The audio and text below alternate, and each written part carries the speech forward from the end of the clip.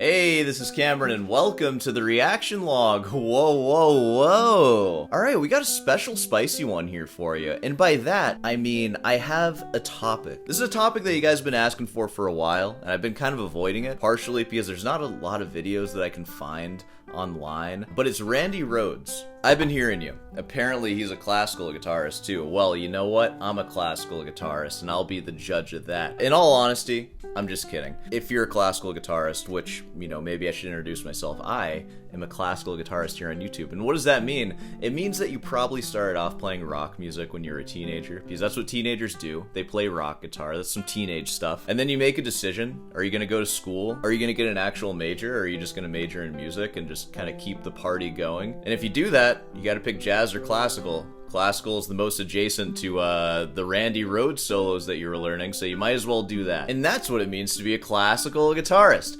Hey, we're gonna look at Randy Rhoads, and a lot of you have suggested this. There's too many of you to name, but thank you for that, and I have a few things in store for you. One that you guys have talked about a lot is the song D. We're gonna listen to that, see how it is musically. We're gonna try to observe the technique, what we can observe. I also found a guy who arranged it for classical guitar in the more traditional sense. I know that it's like an acoustic recording, but it's still in the middle of a metal album. It doesn't really sound like a classical recording, but I found like a legit classical recording of it. We'll look at those. I'm kind of curious though, just to start things off, 1978 Randy Rhoads Private Lesson? What? Dude, I know a thing or two about Private Lesson. So maybe we could jump into this first. I have a feeling that when I click on this, there's not going to be a video and it's just going to be an audio recording, because it seems like every Randy Rhoads video is just a bunch of audio and then you just get like a nice sweet montage of pictures of Randy Rhoads. It's really annoying when you're trying to make a reaction video about him, but alright. Oh, alright, so it's a lot of pictures flashing at me. Hold on, let's see. Those are freaking scale charts right there. Let me get that. Can I see that clean? Can I see that clear? What scale is that? It's good rhythm. That's nice. Okay, now the thing is, you can use those coming in and out of any type of rhythm in A. I'll show you how I just used it. It's just audio. Alright, how do we use that rhythm?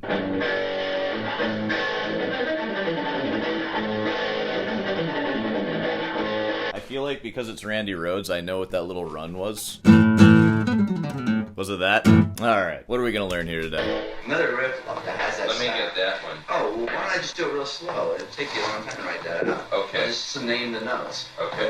Okay. Yeah, wait, what is he saying? Wait, instead of writing it out, why don't I just play it slow and you just memorize it? No, don't write it out, because then you'll take a little bit of time, but you'll have it forever. Just memorize it, bro. What are you, stupid? First one is A, E, C, G. Is he talking about doing something like that? Alright, maybe you should just watch him play it and not write it down. God, I can't do that fast. First one is A, E, C, G. It's amazing he actually knew the names of the notes. I would have just called that pentatonic, second, third, fourth string. I don't know. It's crazy how I played rock guitar for like 7 years and I can't do that. I've never actually... I try to get vulnerable here on sore hands. Hey, if you want to cast stones about how it's crazy how I can't do that very well, can you do this very well?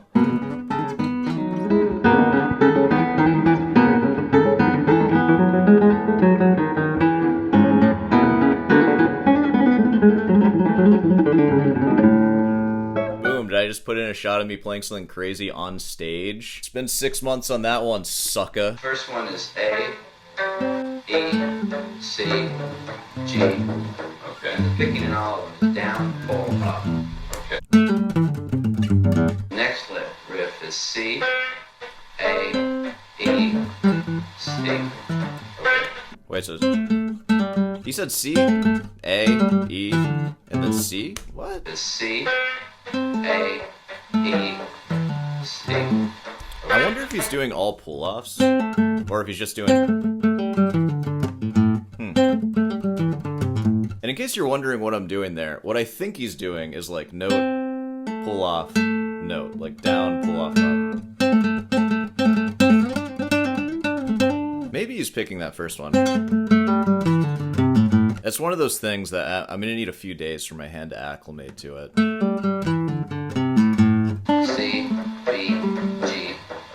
It's okay.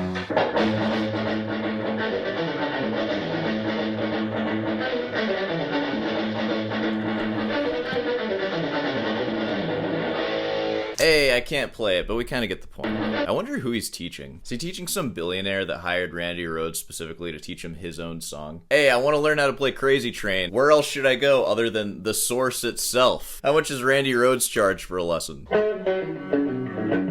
Tune your guitar, bro. That scale. All these guitaristic charts, man. This is it right here. When the song where you get on top of the shoulders and you do something like that. Yeah, you do something like that.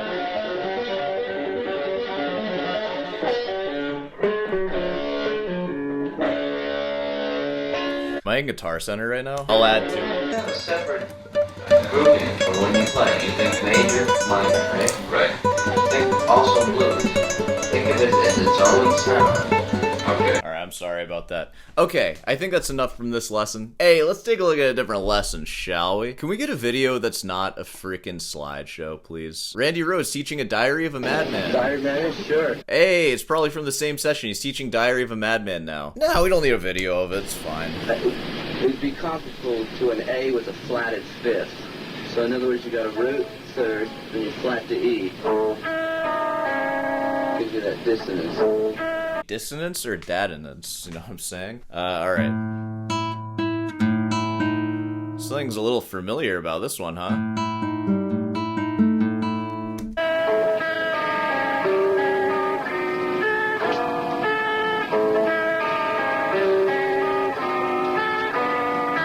I don't think we're gonna figure this one out from the video. Hey, in the spirit of Randy Rhoads and rock music in general, maybe it's about time that we make a pilgrimage over to Ultimate Guitar. Hey, here it is, Diary of a Madman. Ultimate Guitar is actually a wonderful resource for tablature. It's sort of the common man's IMSLP. This could be Loot Tab. You don't know, you know? Like, it could be actually really academic what we're looking at here. And in fact, seeing this in tab form is kind of funny. This is something that you guys mentioned when I did that Angie and D Portine video. This is the actual Leo Brouwer influence, because this is literally just Leo Brouwer, and I am reading the tab.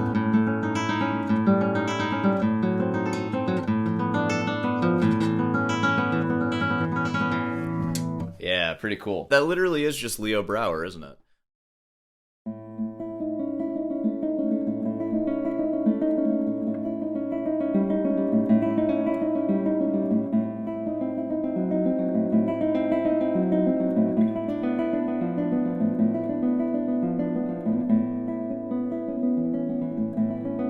Stuff I was expecting when I hear that you have Leo Brouwer influence. Well, you have to just straight up play Leo Brouwer in your music, right? This is pretty cool though, because it shows that he really likes that kind of stuff, and apparently, according to you guys, he was classically trained like in his youth. You know, it makes sense that he would draw from this stuff. Alright, I guess the last thing I want to look at is D, perhaps, so let's do that, and then I think we're all gonna go home. Oh wait, unless, is this gonna be a video of him actually First night playing? here, you're a little nervous.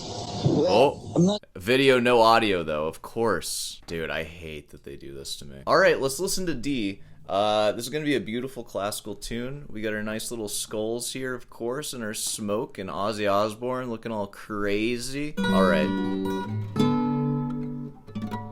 Polyphia moment? Uh-oh. First thing I noticed, the recording is pretty unlike the recording techniques that you'd hear in classical guitar music, at least from what I've heard. It's kind of thin sounding, and it almost sounds like a duet of maybe a steel string and a nylon. Let's keep listening, sorry.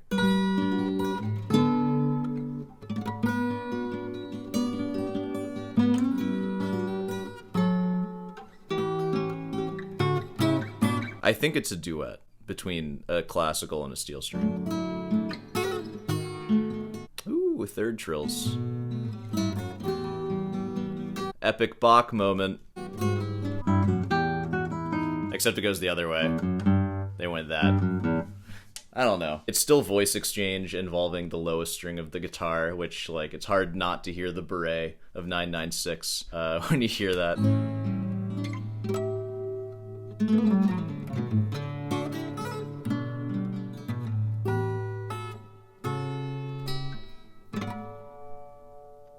Nice. I enjoyed it. It's very much like not in any style that I've heard. It sounds it's definitely a new sound of like counterpoint and stuff. And again, at least from what I've heard, it doesn't seem to be mimicking like Baroque style like in any way that's like that meaningful. But it is pretty guitar music, which is pretty cool. And it's probably not supposed to be this big sounding grand thing. Probably just this quiet interlude moment. And that's why the sound isn't so gigantic. Like when you listen to classical guitar albums, they make the reverb just like enormous. For example, let's just look at like any freaking, what have I been listening to? Maybe this Barrios album that I've been listening to, like this.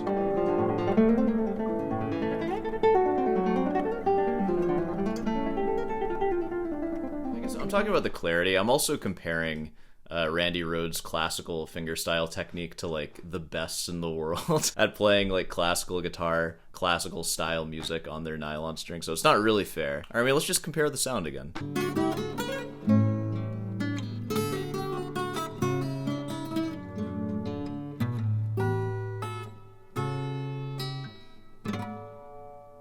I don't know. What do you guys think? How's that sound to you? Hey, here's somebody playing D on a classical guitar with classical style and technique. Let's hear what that sounds like.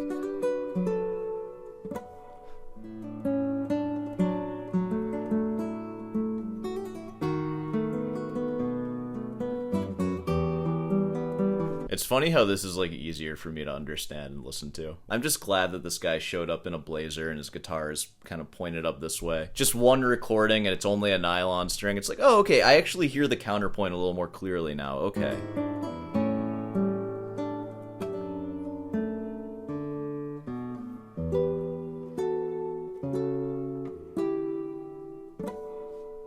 You know, those harmonics are the only thing that I don't really like about this composition. They just don't feel like they resolve. This piece is very clearly meant to be written as like a counterpuntal sort of homage to like Bach, I guess, or just like counterpoint in general. Though it sounds like a more modern interpretation of counterpoint. Like it doesn't sound like strictly like 18th century or anything like that. But it does sound like it's trying to resolve things in a way that is typical. And the harmonics are just like, it's like nice music and then just random harmonics. It's like, what is that? Like, you know, like, it's such a misdirection. Which, if that's on purpose, then fair enough. But it just sounds like musically strange, you know? And that's my usual criticism for that kind of thing. Like, you see this a lot when steel stringers will, like, do that. And it's like, you have no control over what that sounds like. So you can just go... It's like, that's not a resolution. What was that? Like, it's just random notes.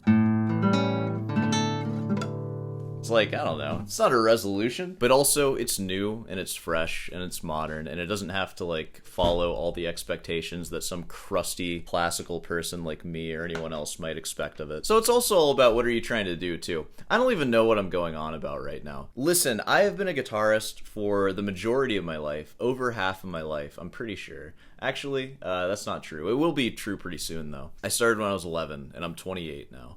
Oh wait, it is true. I've been playing for more than 11 years. Yeah, never mind. I'm bad at math, I guess. Randy Rhoads has been a part of that journey, especially early on. So, the last thing I want to do is disrespect him or anything like that. I'll disrespect him in the thumbnail and title. Don't get me wrong, I will totally do that. I don't care. But he's a legend, and I've learned his music, and I've taught his music, because his music, like, some of his riffs, like, particularly Crazy Train, I think is one of the top 10 beginner to intermediate riffs to be foundational in your technique to allow you to become a shredder in like the first 5 years of your playing or so. It's so thoughtful and you can play it using almost all of your fingers. I think you leave out your middle finger, but that's okay. That's a pretty strong finger already. You can teach kids to strengthen their pinky by using it. I'll actually, in case you guys don't know this riff, it uses really thoughtful counterpoint, like this pedal point here.